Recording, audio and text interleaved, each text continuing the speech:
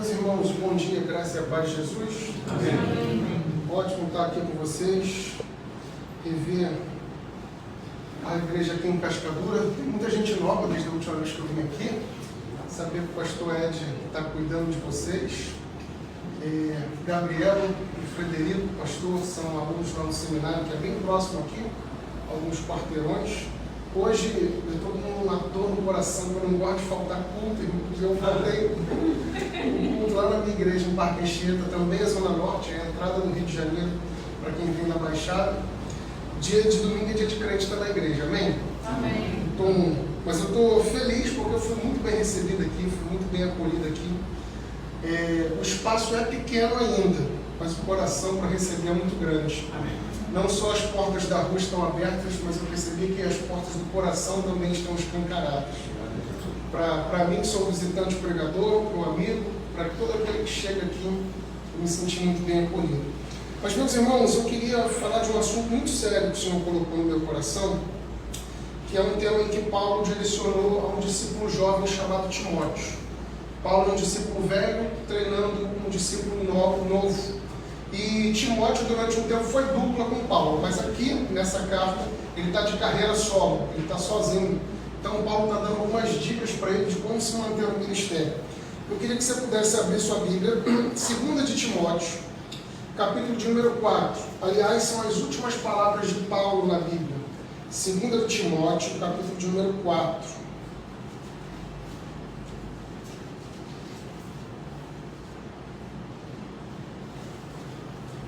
Se você achou, perceba se o colega do lado está sem a Bíblia, ou se você conectou, se você ligou, divida com alguém. Vai chegar a reproduzir aqui não, né? Não. Se você pudesse colocar de pé, por gentileza. Nosso tema essa manhã, pregue a palavra, declare todo o conselho de Deus. Timóteo é antes de Tito e depois de Tessalonicenses. Vou esperar todo mundo achar, porque ler o texto é mais importante do que eu tenho para falar. 2 Timóteo, capítulo de número 4. Para ser mais honesto, eu vou ler o capítulo 3 a partir do verso 14 e entrar no 4. Todos acharam? Amém. Como dizia um pastor que eu tive mais novo, quem achou diz, eu vou para o céu. Quem não achou diz, eu vou também. Assim diz 2 Timóteo 3, do verso 14 em diante. Vou ler a partir do 3. Quanto a você, porém, permaneça nas coisas que aprendeu e das quais tem convicção, pois você sabe de quem aprendeu, porque desde criança você conhece as sagradas letras, que são capazes de torná-lo sábio para a salvação mediante a fé em Cristo Jesus. Toda a Escritura é inspirada por Deus e útil para o ensino, para a repreensão, para a correção e para a instrução na justiça, para que o homem de Deus seja apto e plenamente preparado para toda boa obra. Capítulo 4. Na presença de Deus e de Cristo Jesus, que há de julgar vivos e os mortos por sua manifestação e pelo seu reino, eu exorto solenemente, pregue a palavra, esteja preparado a tempo e a fora de tempo. Repreenda, corrige e exorte com toda paciência e doutrina, pois virá um tempo em que não suportarão a sã doutrina. Ao contrário, sentindo coceira nos ouvidos, juntarão mestres para si mesmos, segundo os seus próprios desejos. Eles se recusarão a dar ouvidos à verdade, voltando-se para mitos. Você, porém, seja moderado em tudo. Suporte os sofrimentos, faça a obra de um evangelista, cumpra plenamente o seu ministério. Eu já estou sendo derramado como uma oferta de bebida. Está próximo o tempo de minha partida. Combati um bom combate, terminei a corrida, guardei a fé. Agora me está reservada a coroa da justiça, que o Senhor, o justo juiz, me dará naquele dia. E não somente a mim, mas a todos quanto amam a sua vinda. Procure vir logo ao meu encontro, pois Demas, amando este mundo, abandonou-me e foi para Tessalônica. Crescente foi para a Galácia e Tito para a Dalmácia. Só Lucas está comigo. Traga Marcos com você, porque ele me é útil para o ministério. Enviei Tíquico a Éfeso. Quando você vier, traga a capa que deixei na casa de Carpo, em Troade, e os meus livros, especialmente os pergaminhos. Alexandre Ferreiro causou muitos males. O Senhor lhe dará retribuição pelo que fez. Previna-se contra ele, porque se opôs fortemente às nossas palavras. Na minha primeira defesa, ninguém apareceu para me apoiar. todos me abandonaram, que isso não me seja cobrado. Mas o Senhor permaneceu ao meu lado e me deu forças para que por mim a mensagem fosse plenamente proclamada e todos os gentios a ouvissem. Eu fui liberto da boca do leão.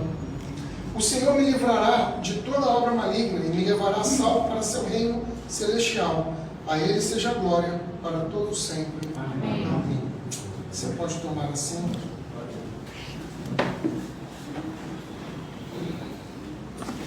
Havia um antigo ditado entre os romanos em latim que buscava trazer um perfeito equilíbrio à vida. Quando um general romano conquistava uma cidade para César, ao entrar na cidade, ele era ovacionado como um grande conquistador por dar aquele território a César, o senhor do mundo naquela ocasião. Um escravo era contratado, colocado na carruagem, para ficar lembrando aquele homem que ele era apenas um homem. E o escravo, em todo momento em que ele era ovacionado pelo povo, o escravo sussurrava: memento mori, memento vivere. Memento mori, memento vivere. Esse era um perfeito equilíbrio em latim para declarar que, lembre-se, você é apenas um homem, apesar de toda a conquista. E lembre-se, você vai morrer. E por que essa expressão é importante? Enquanto esse homem estava andando e perfumes eram lançados sobre ele, que a gente possa falar, muitas felicitações, ele era lembrado por esse escravo. Aquele perfume para ele era cheiro de vida, porque ele é um conquistador, ele é um vencedor. Mas atrás vinham os despojos de guerra, inclusive as pessoas que seriam escravas e mortas. Então aquelas pessoas, aquele perfume que era bom para o conquistador, para elas era cheiro de morte.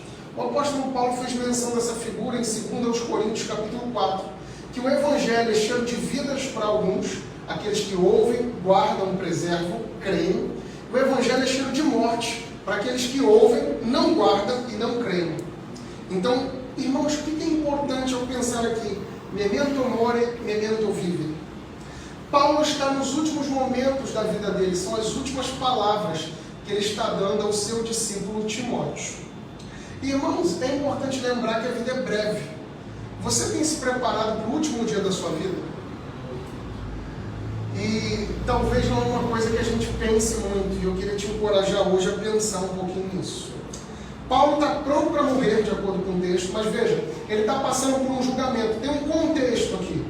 Essas são as últimas palavras dele, possivelmente a última epístola que ele escreveu. No entanto, perceba, ele está sendo julgado por César. César é um título romano. César é chamado de Quírios. Quírios significava o Senhor do mundo, porque o Império Romano é o império de maior conquista naquela ocasião, desde o Ocidente ao Oriente.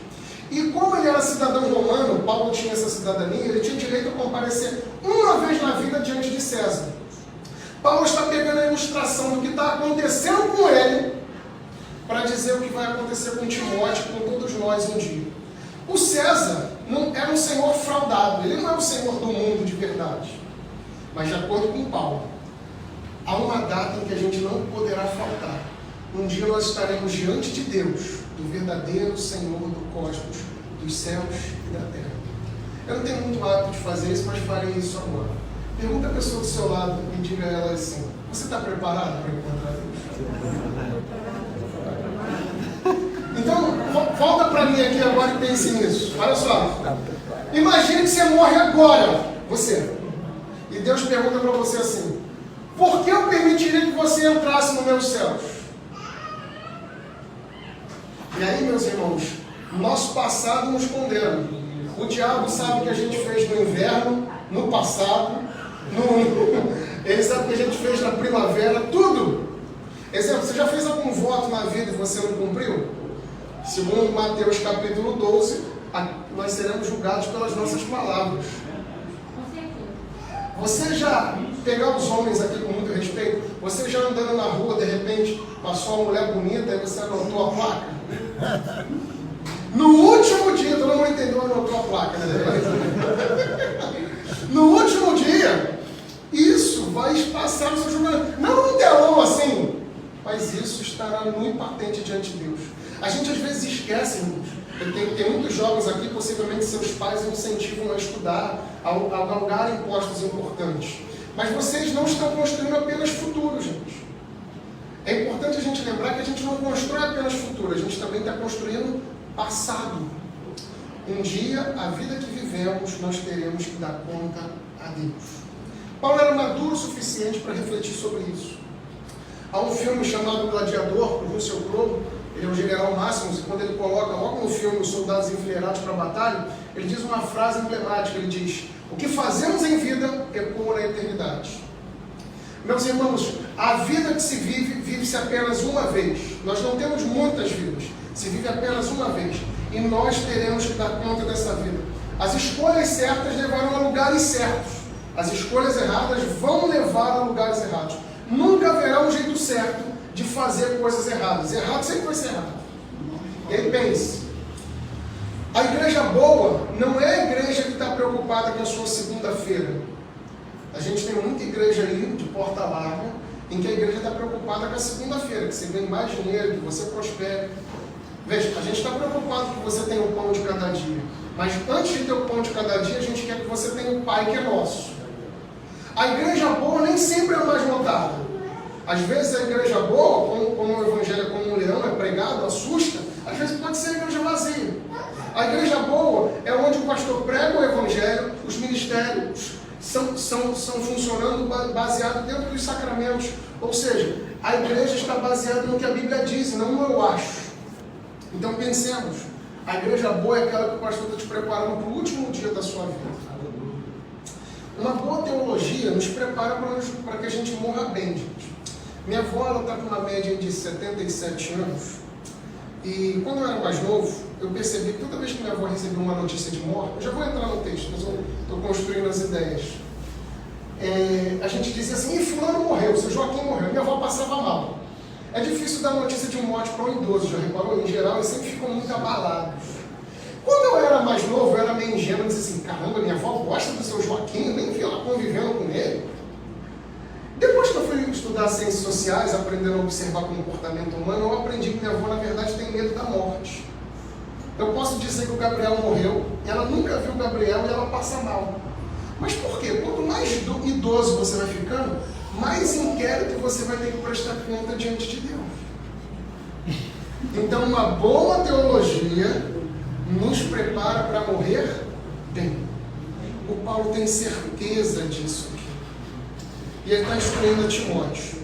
Então, a gente já sabe o contexto da carta, são as últimas palavras de Paulo. Paulo está pronto para morrer, mas ele está passando o bastão a um discípulo jovem. A obra de Deus não consiste apenas em Paulo, tem que haver continuidade. Então, dito isso, como o nosso tema é prega a palavra, declara todo o conceito de Deus, nós veremos aqui pelo menos 6 pontos pelos quais nós devemos pregar a palavra. Primeiro, prega a palavra por causa do perigo dos últimos dias. O que eu chamo de perigo dos últimos dias? Com sua Bíblia aberta, mantenha ela aberta, volte ao capítulo 3, capítulo anterior. Olha qual é o perigo dos últimos dias, irmãos. Há um mundo de impiedade. Por se multiplicar a iniquidade, o amor de muitos tem se esfriado. 1 Timóteo, capítulo 3, nós leremos dos versos 1 a 7. Saiba disso. Nos últimos dias sobrevirão tempos terríveis. Os homens serão egoístas. Veja se isso é um retrato do nosso tempo. Avarentos, presunçosos, arrogantes, blasfemos, desobedientes aos pais, ingratos, ímpios, sem amor pela família. Só uma parada aqui. O ímpio não está fora da igreja. O ímpio pode estar dentro da igreja. Se você ler o Salmo 1,5, vai dizer assim, ó, o Salmo 1,5 vai declarar exatamente assim: os ímpios não resistirão no juízo, nem na congregação dos justos. Você acha que o ímpio está fora da igreja? Não, o ímpio está dentro. Quem é o ímpio? É a pessoa que frequenta regularmente essa igreja aqui, aos domingos, ouve a palavra e não obedece. Por exemplo, você ouve um sermão sobre dízimo e oferta. Você continua roubando a Deus no dizimando e ofertando? Você é um ímpio. Ímpio é aquele que está separado da pureza de Deus. E você ouve um sermão sobre perdão, você não perdoa? Ímpio é aquele que, ouvindo a verdade, vive uma mentira. Então os ímpios não estão fora, de acordo com o Salmo 5. Eles estão dentro. E lembre-se, Jesus tem uma forma de querer ser amado. Por exemplo, minha esposa, na linguagem do amor dela, para ela se sentir amada, eu tenho que prestar atos de serviço para ela. Ela me faz quase um escravo em casa, ainda bem que está sendo gravado. Mas Jesus tem sua linguagem do amor, irmãos. Olha o detalhe, qual é a linguagem do amor dela? ela precisa que eu faça atos de serviço. A minha, muitas vezes, significa demonstrar gratidão. Cada um tem sua linguagem do amor. A de Jesus é obediência. É o que ele diz em João 14, 21. Se vocês me amam, vocês obedecerão a mim. Aí tem gente que gosta de cantar na igreja assim: você tem um valor, o Espírito Santo se move em você. O Espírito Santo não se move em chiqueiro, não. O Espírito Santo não é porco, não, irmãos. Tem muita gente xingando palavrão, destratando a mulher, não sendo submissa ao marido, filhos que não respeitam pais, membros que não são ativos na igreja. O Espírito Santo não é porco para habitar no chiqueiro. Ele só mora em gente obediente. Então veja como é que isso é uma característica nossa que é. Ímpios. Verso 3. Sem amor pela família, irreconciliáveis, caluniadores, sem domínio próprio, cruéis, inimigos do bem, traidores, precipitados, soberbos. A palavra soberbo aqui é aquela ideia de enfatuado. Sabe aquela mola do antigo sofá que você sentava, ela voltava? A pessoa enfatuada é o tipo de gente que Deus não consegue lidar. Ele quer chegar a Deus e Deus repele ele, faz ele voltar.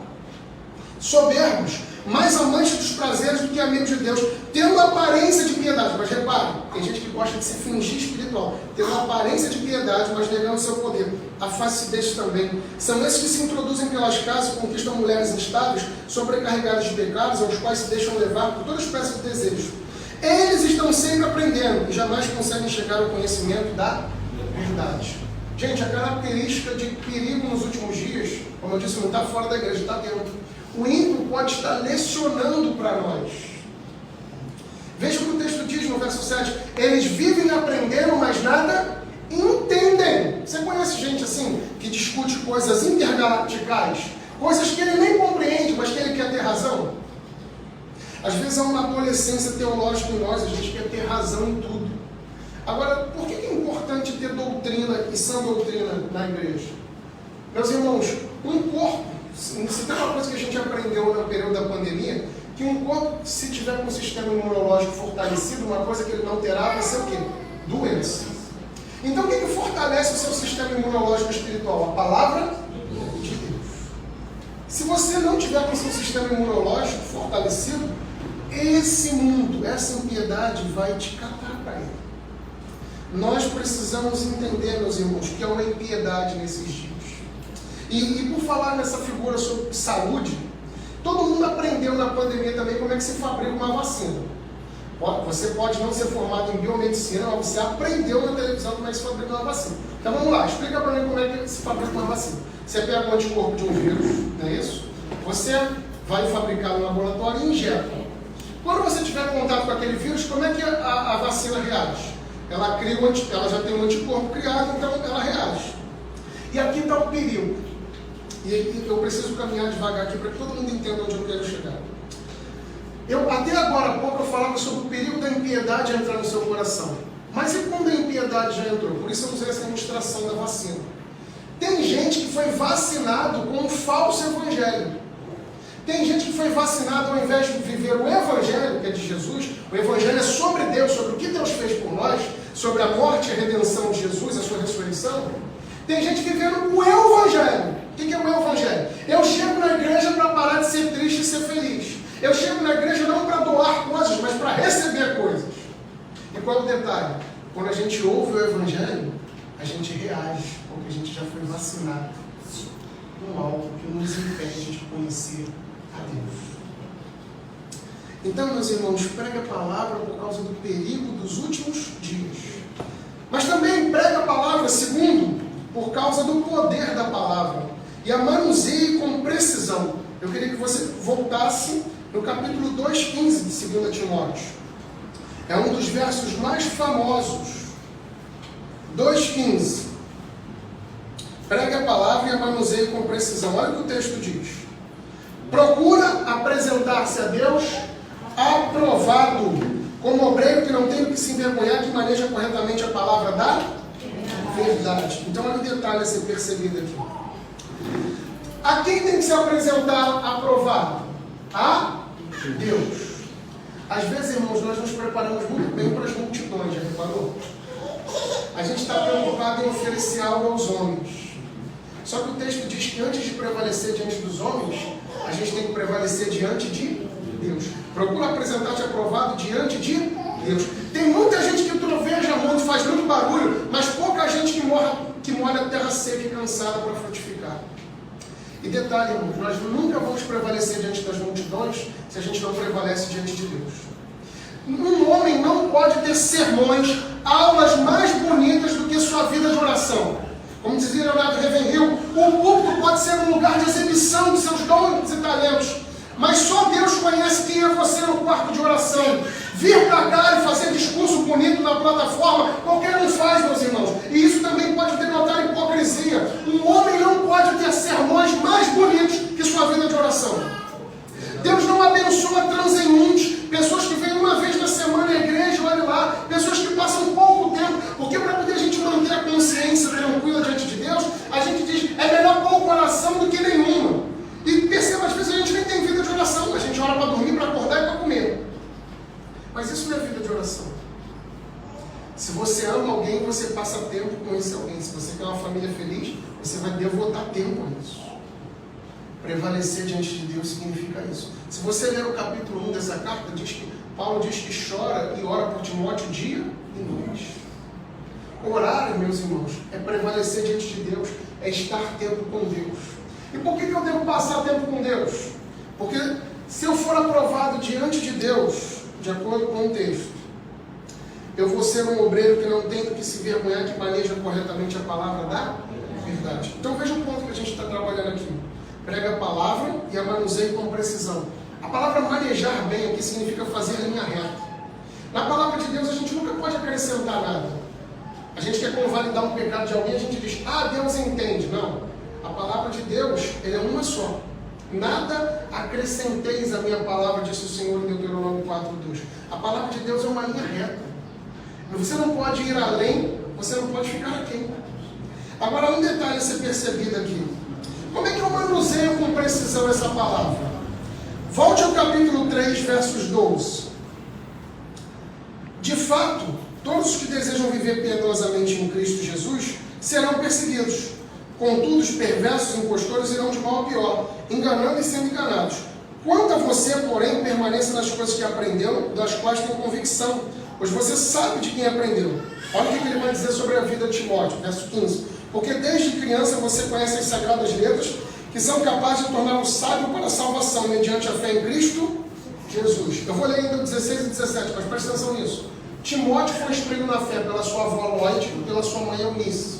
Então o evangelho se ensina na igreja? Não, o evangelho se ensina em casa.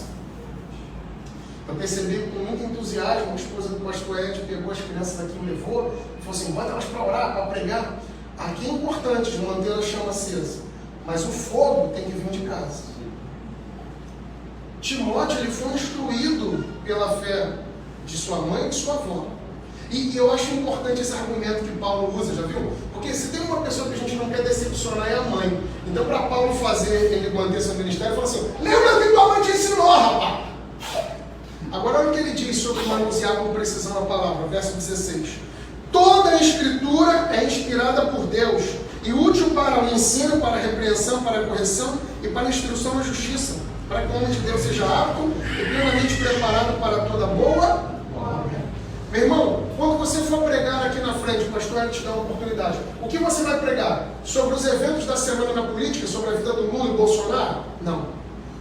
O conteúdo da pregação é a palavra de Deus. Quando o texto é lido, explicado, explanado, Deus está falando. A Bíblia aberta é a voz de Deus aos homens. Então nós não trazemos as nossas opiniões quando viemos ao culto. Nós trazemos a palavra de Deus. As pessoas não precisam das nossas opiniões, elas não precisam saber a que time devotamos, elas precisam da palavra de Deus. E por que, meu irmão? Porque toda a Escritura é inspirada. Sabe, meus irmãos, hoje em muitos púlpitos do Brasil, fala-se mais de Karl Marx, mais de Zygmunt Bauman, fala-se mais de Leandro Carnal, os 4 homens mais famosos do Brasil na atualidade. Leandro Carnal, Mário Sérgio Cortella, Cláudio de Barro e Luiz Felipe Pondé. Eu acabei citando os nomes, eu não tenho dinheiro para pagar processo se eles forem me processar. Mas deixa eu te dizer algo, irmãos. Às vezes eu vejo crentes, às vezes eu vejo pastores vindo para o púlpito e falam assim, irmãos, nós vivemos um tempo de modernidade líquida, os relacionamentos se dissolvem. O discurso é elegante, parece intelectual, mas Mas Zygmunt Bauman, um sociólogo suíço que morreu há poucos anos, ele estava citando Karl Marx, um homem que viveu no século XIX, historiador e sociólogo. E o que Karl Marx se cunhou? Ele cunhou uma frase famosa dizendo o seguinte: tudo que é sólido desmancha no ar. A gente acha isso bonito, né? Tudo que é sólido desmancha no ar. Mas o que a gente não sabe é que Karl Marx estava debochando da sua fé. Quando ele dizia que tudo que é sólido desmancha no ar, ele estava dizendo que duas coisas acabariam nesse planeta. Deus, e ele escreveu isso no Manifesto Comunista, ele tinha dois sonhos na vida: acabar com a ideia de Deus no mundo, achando isso retrógrado, e acabar com o capitalismo. Então tem muita gente evocando nos cultos, Leandro Carnal, Luiz Felipe Pondé, Mário Sérgio Portela, Paulo de Barro. Irmãos, o púlpito não precisa desses homens, o que a gente precisa dar ao povo é Cristo. Cristo é a medida certa. Tem muita gente pensando em inovação, irmãos. Percebeu que o Evangelho é um caminho antigo? Timóteo, sua avó foi da fé, você aprendeu com ela, sua mãe foi da fé. Irmãos, aqui tem gerações representadas. Paulo está indo embora, mas está passando bastante com um pastor novo. Então veja, o Evangelho é um caminho antigo. Cuidado com muita inovação. Cuidado com o pastor que faz muita pirotecnia no púlpito. Essas igrejas de parede preta, o pastor de calça apertada. Eu estou de calça apertada hoje porque eu estou gordo. Mas tem muita gente aí apertadinha, irmão. Cuidado com essa igreja que canta essa casa é sua casa 200 vezes. Cuidado com esse tipo de culto que é todo mundo de costa. Cuidado com esse tipo de culto que o cara sopra fogo, faz pirotecnia de circo. O centro de um culto é Deus. Nós não precisamos de inovação. O Evangelho é um caminho antigo. Terceiro, pregue a palavra por causa do poder da palavra. A gente acabou de ler os versos 16 e 17. Toda a Escritura é inspirada por Deus e útil para o ensino, para a correção, para a repreensão. Para quê, irmãos? O verso 17 diz: para que o homem de Deus seja preparado e apto para toda boa obra. Meus irmãos, eu acredito que a palavra de Deus muda ambientes. Há um escritor de comentários bíblicos do século XIX chamado Matthew Henry. Matthew Henry, durante todos os dias, seu pai fazia ele decorar um versículo do Salmo 19. E ele começou a ter anelo pela palavra de Deus. Cresceu, tornou-se pastor presbiteriano. Um dos comentaristas bíblicos mais profundos que nós temos nos últimos séculos. O pai fazia ele decorar versículos. Sabe, irmãos, na igreja do passado, uma criança, ela assistiu um culto com a gente. E o pai devotava a criança, se ela conseguisse identificar os 3 pontos do sermão, ela poderia ter um brinde no almoço naquele dia. Alguns de nós hoje temos pudores, a gente vai afastando as crianças. Meus irmãos, a gente precisa pregar a palavra por causa do poder dela. Essa palavra transforma. Irmãos, qual é a arma mais poderosa do mundo? Eu sei que a DC e a Marvel enganam a gente, diz que é sempre a arma de um herói. Por exemplo, de acordo com as telas do cinema, a arma mais poderosa do mundo é o martelo do Thor. Mentira. A arma mais poderosa do mundo é a espada do Espírito. Como é que você sabe disso, pastor? Essa é a única arma do mundo que mata e dá vida. Essa é a única arma do mundo que penetra até a divisão da alma e do espírito. Meus irmãos, se você ler o Salmo 19, você vai ver alguns atributos colocados na palavra de Deus. A lei do Senhor é perfeita e revigora a alma. Ela dá sabedoria àqueles que não têm sabedoria. E ela faz ficar estupefato aqueles que se consideram sábios. Se tirar a palavra lei, se tirar a palavra referente à palavra de Deus ali, o que denota a palavra de Deus, vai parecer que o Salmo 19 está falando de Deus. Por quê? Deus e sua palavra são inconfundíveis. Assim como ele é fiel, sua palavra é fiel. Assim como ele é reto, sua palavra é reta. Assim como ele é justo, a sua palavra é justa. Agora, quarto, pregue a palavra por causa da ordem do soberano. E aqui em Cascadura, vocês têm que seguir essa ordem junto com o pastor Eres. Olha o que diz. Na presença de Deus e de Cristo Jesus, 4, 1 e 2, que há de julgar vivos e os mortos por sua manifestação e do seu reino, eu exorto solenemente. Pregue a palavra, esteja preparado a tempo e a fora de tempo, repreenda, corrige e exorte com toda a paciência e doutrina. Percebam, vocês precisam ajudar o pastor nisso. Pregar a palavra significa trazer um visitante ao culto. As pesquisas demonstram na atualidade que de mais de 2 bilhões, eu queria que você gravasse isso para você entender o quanto você deve levar a igreja de Cascadura a sério. de mais de 2 bilhões de cristãos ao redor do mundo, sabe quantas pessoas já ganharam uma alma para Jesus? 5%. Isso significa dizer, irmãos, que desse grupo sentado aqui hoje pela manhã, uma média de 2 pessoas já convidaram alguém para estar com Jesus e a viram se tornar um discípulo se batizando. Mas como é que tem 2 bilhões de cristãos no mundo? Porque a missão de salvar pessoas nesse planeta é nossa, é de Deus. A igreja está submissa a isso. As pesquisas demonstram que, em geral, para chegar à igreja a gente anda 5 quilômetros. Mas já reparou que a gente não é capaz de atravessar a rua para bater na porta do vizinho para saber se ele precisa de oração? Meus irmãos, o que me impressiona é que alguns de nós estamos vendo as pessoas morrerem. O mundo tem perguntas e nós temos respostas.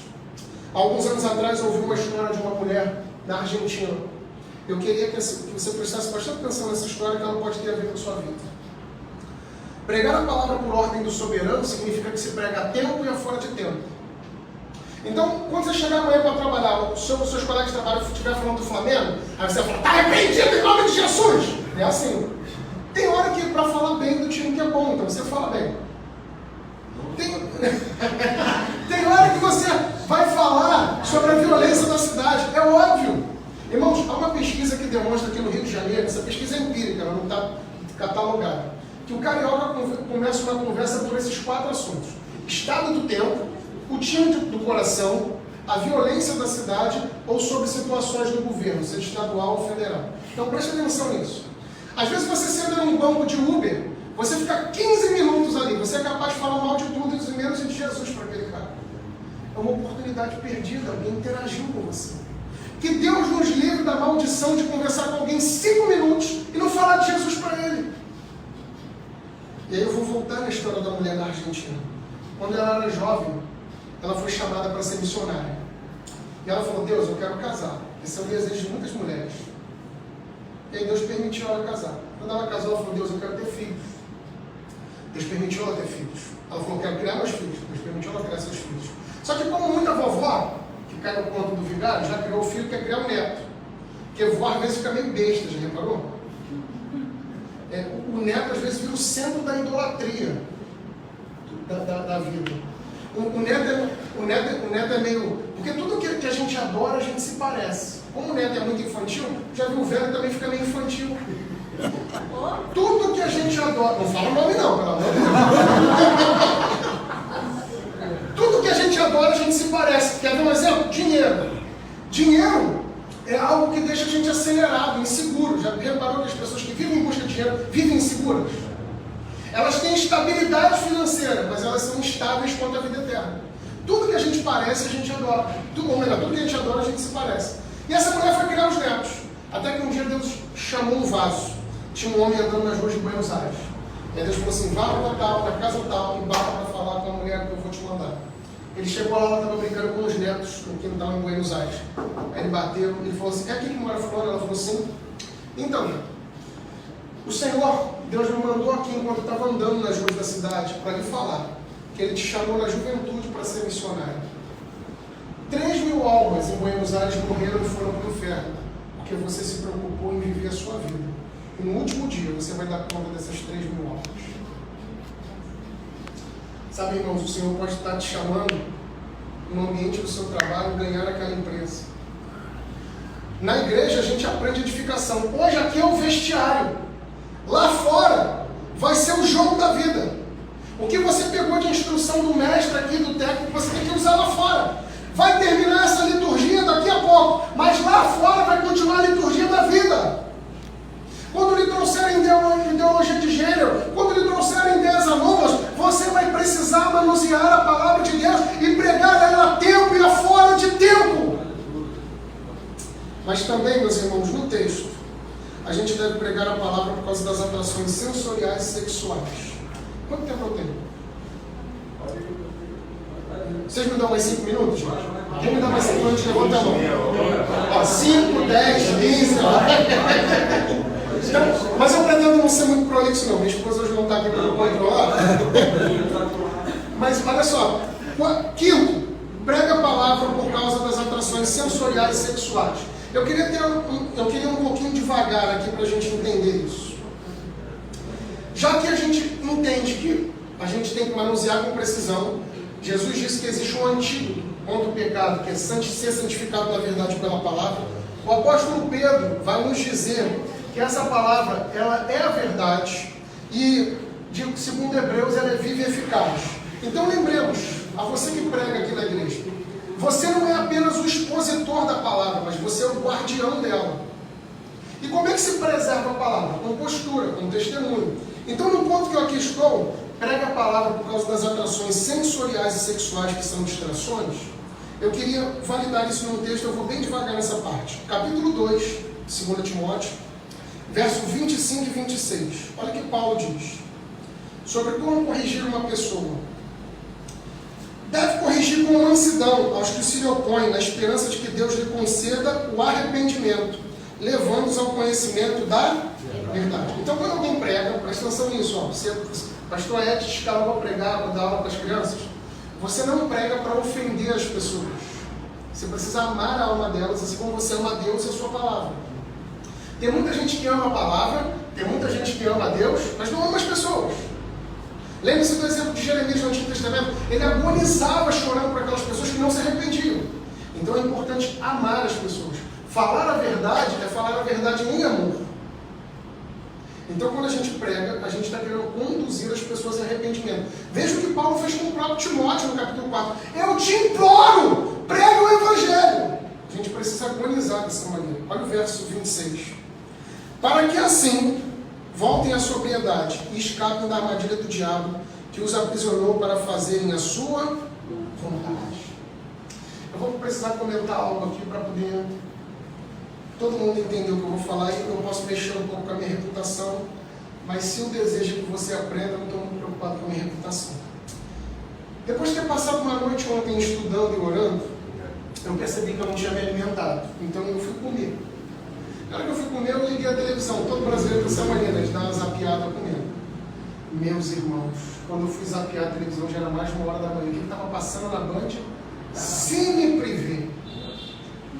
Tinha uma mulher nua e um cara assim embaixo dela, sabe? Só assim, ah, meu Deus, sai daí. Mas minha esposa estava dormindo. Quem saberia o que eu fiz? Mas perceba, o que ninguém vê, Deus vê. E aí eu mudei daquele canal rápido. Não estou dizendo aqui que eu sou perfeito, não. Mas a ideia é para que a gente entenda. Esse mundo em que a gente vive, especialmente você que é mais jovem, presta atenção nisso, é um mundo de atrações sensoriais e sexuais. E isso vira distração. Já percebeu que você pode chegar no trabalho às vezes você é impedido de usar a internet. E você chega, antes de tirar a roupa, você fica 1h15 subindo e descendo vídeos. Por exemplo, perceba como a gente gasta tempo inútil.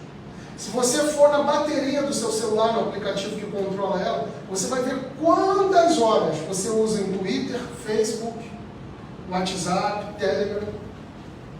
No último dia, não vai dar para dar desculpa que você não tinha tempo para orar.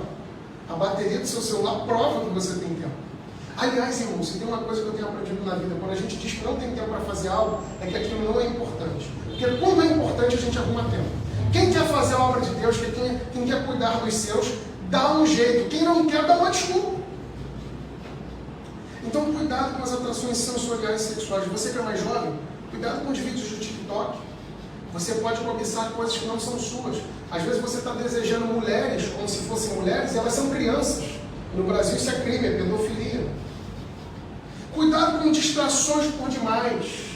Cuidado com os jogos, cuidado com o Free Fire, cuidado com essa ideia do metaverso, de ficar andando pela rua buscando Pokémon, ou frequentar a igreja apenas online.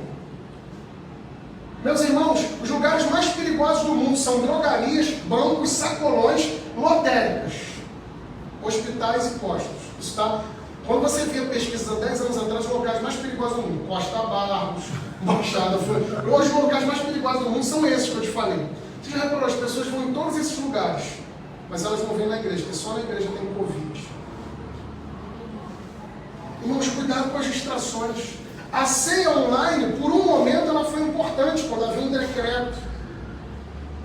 Mas ceia comunhão, a gente deve fazer uns aos outros. Eu só posso exercitar perdão se eu convivo com você. O mandamento bíblico é não deixeis de congregar. Como é costume de alguns, mas aqui não é, uns aos outros.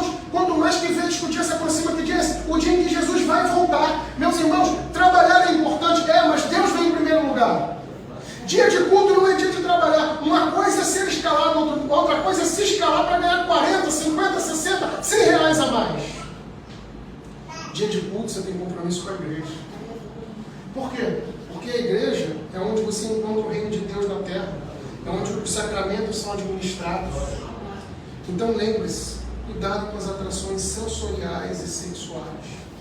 Cuidado com esse grupo de WhatsApp. Se você quer servir a Deus, haverão grupos que você vai ter que sair. É muita pornografia, é muita fofoca, é muita discórdia. Nós estamos num ano de eleição, irmãos. Lembremos, nós somos o povo da paz. Nós votamos com consciência, nós não usamos o nosso título com ferradura, nós não somos burros, nós estudamos propostas, nós oramos, nós estamos visualizando as coisas, mas não entre nessas crises. Há igrejas hoje onde irmãos não falam com irmãos porque discutiram no Facebook política. Meus irmãos, Paulo, ele sabia que ele era um escravo de Jesus.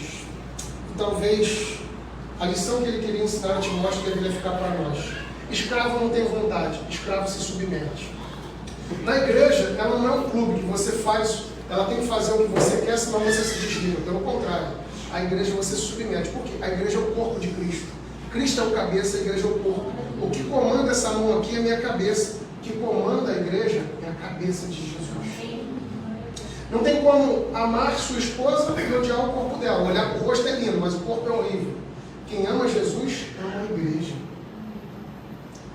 Quem quer estar com Jesus, Jesus fez uma obra individual na sua vida, te regenerou, te transformou, te fez nova criatura. Então, ele fez uma obra individual, mas ele te insere na coletividade. Como é que você entra para a família de Deus? Pelo batismo. Como é que você faz refeições diárias? A ceia, você precisa estar em família. Irmãos, é importante perceber o quão preciosa é a igreja. Nenhuma instituição do mundo ouviu as promessas que a igreja ouviu, já reparou? Onde estiverem 2 ou 3 reunidos, eu me faço? Percebeu? Deus falou isso para o Donald Trump, para o Bolsonaro, para o Lula, para o PCdoB. Não falou. Para o PSOL falou, né? Ele falou para a igreja, onde estiverem 2 ou 3 reunidos. Ele disse que as portas do inferno não prevaleceriam contra o Congresso Nacional. Não. Ele disse que as portas do inferno não prevaleceriam contra a igreja.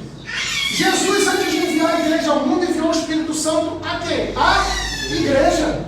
E isso faz da igreja indestrutível, meus irmãos. Você está num projeto que nunca será destruído, porque ele é o edificador da igreja. Jesus disse, eu edificarei a minha igreja. Meus irmãos, qual é a reunião mais importante do Rio de Janeiro hoje? É o Eduardo Paes recebendo do Rei Momo a chave de novo? Não. O evento mais importante do Rio de Janeiro é essa reunião aqui. Porque aqui Deus está mudando realidades espirituais no mundo.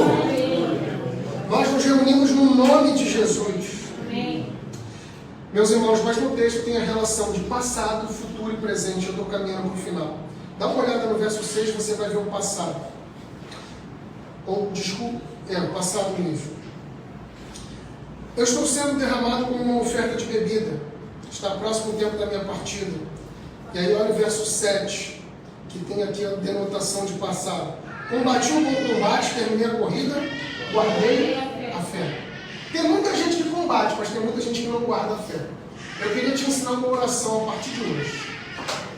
Fica comigo aqui, não distrai não. A partir de hoje, faça essa oração. Senhor, me ajuda a completar a carreira.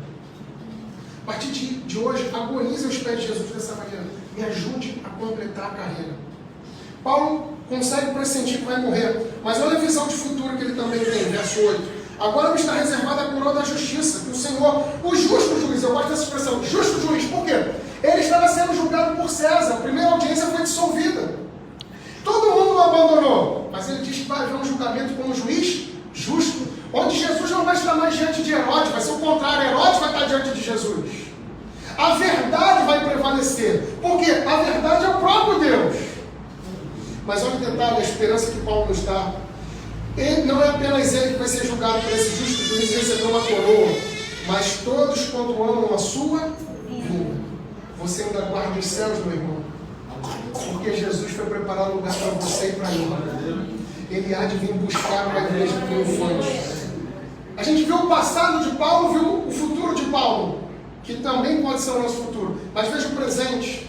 Ele pede para Timóteo vir logo ao seu encontro no verso 9, e ele diz que Demas o abandonou no verso 10, porque amou o mundo. Sabe, irmãos, tem gente que não vai fazer toda a trajetória com a gente. Às vezes a gente fica decepcionado porque alguém se desvia, sai da igreja. Mas tem gente que vai amar o mundo, vai se afastar de nós como Deus.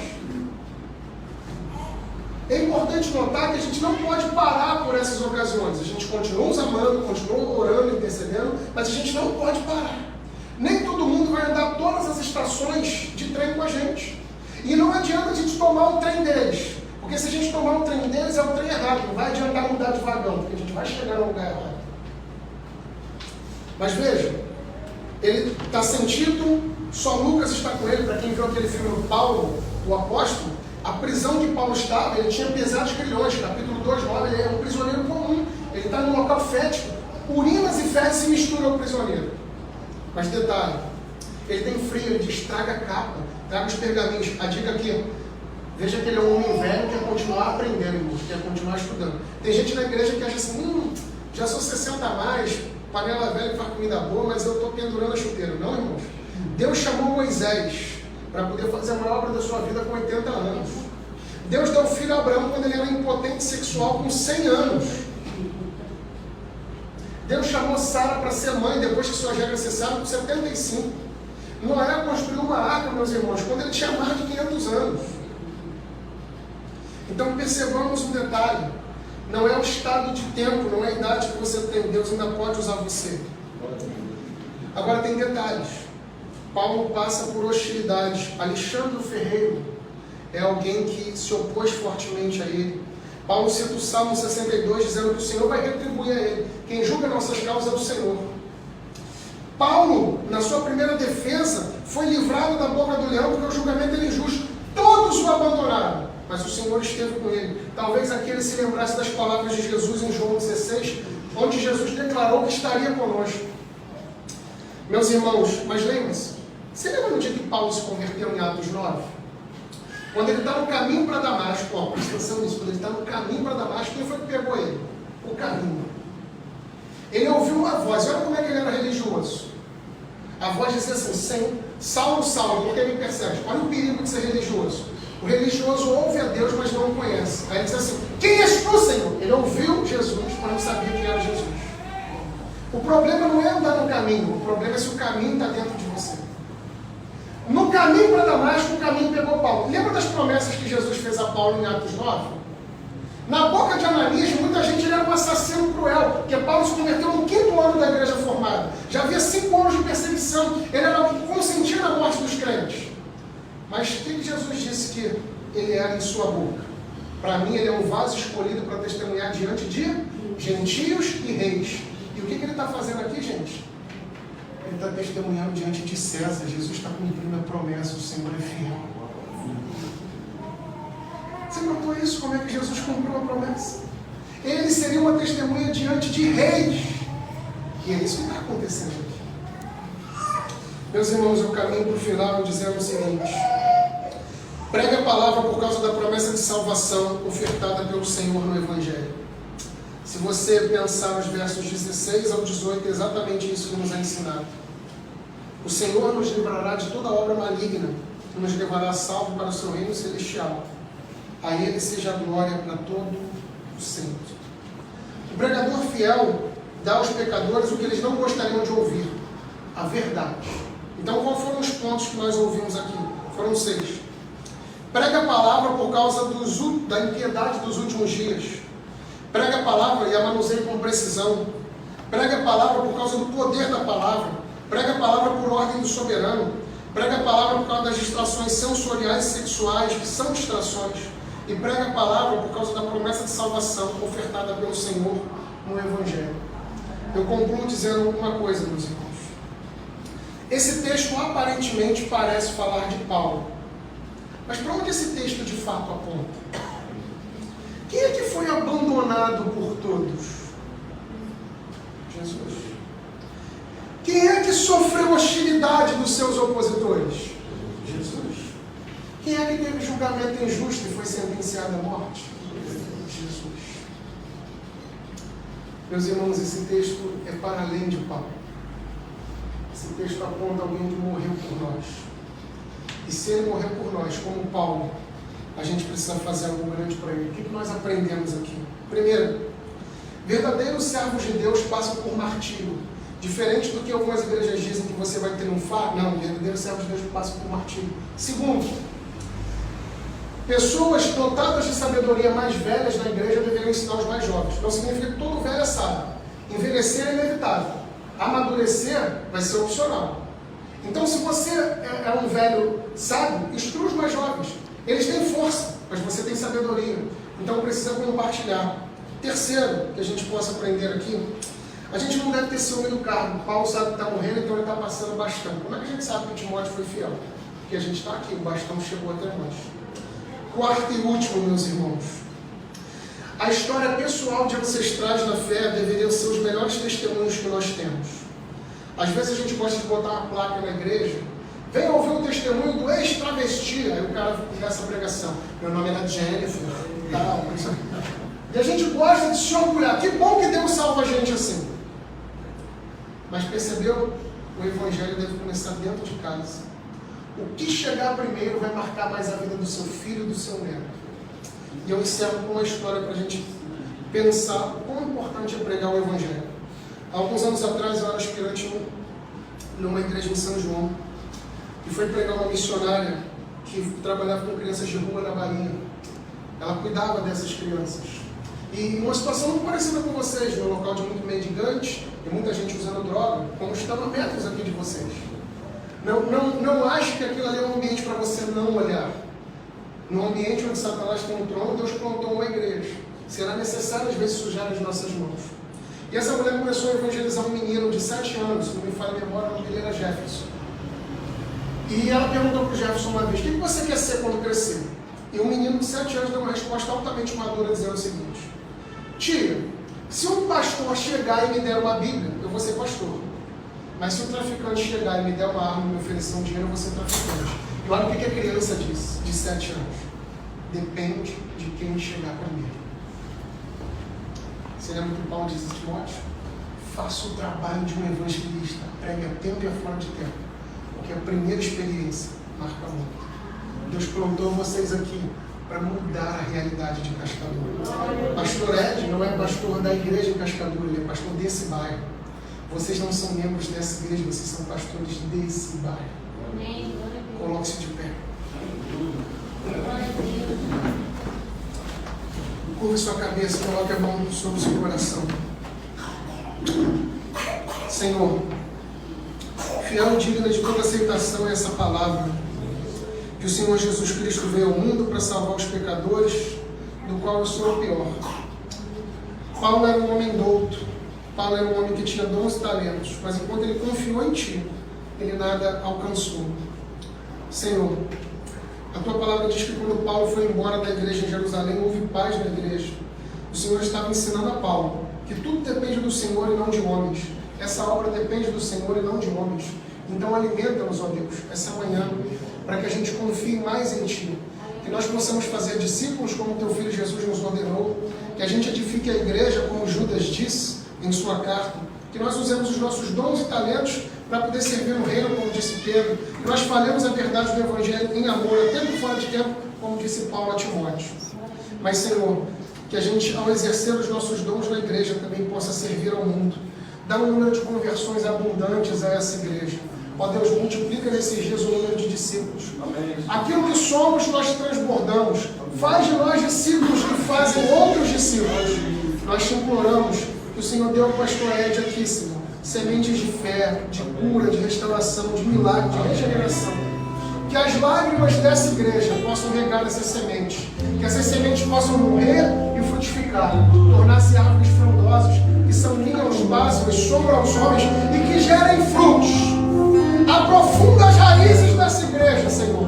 Mas faz ela crescer para cima. Senhor, nós cresceremos para baixo. Mas vamos aprofundar a raiz da fé, da oração, do jejum, da comunhão, da ceia. Mas o Senhor faz essa árvore crescer para cima, Deus. Traz um novo tempo para essa igreja. Sopra a vida onde há morte, ressuscita mortos, troca corações de pedra e dá corações de carne. Levanta, Senhor, pessoas para sustentar essa obra em oração financeiramente. Traz o dono do ouro e da prata. O Senhor soma no dinheiro, traz recursos a esse lugar. Faz de novo, Senhor. Faz de novo o que o Senhor fizesse na igreja de Atos. de Paulo e Timóteo, restaura a cidade com o poder do Evangelho, em nome de Jesus.